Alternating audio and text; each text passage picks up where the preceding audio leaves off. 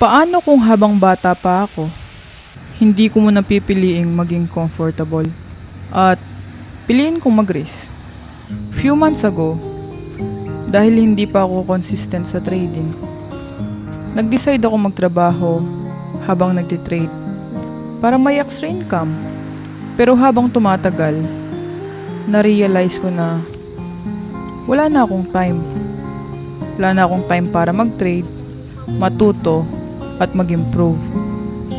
Kaya napaisip ako, what if yung pagiging comfortable ko ngayon, siya pala yung pumipigil sa akin ng buo yung future na gusto ko.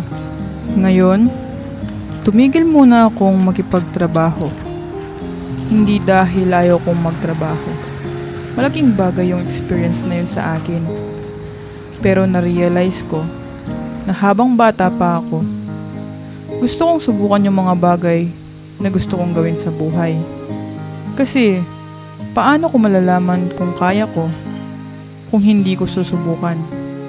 Oo, nakakatakot. Baka mabigo ako. Baka magkamali ako. At baka kailangan kong magsimula ulit. Pero mas nakakatakot yung ilang taon mula ngayon, pareho pa rin yung ginagawa ko dahil natakot akong sumubok. Kaya ngayon, pipiliin kong mag-risk. Habang bata pa ako, susubukan ko.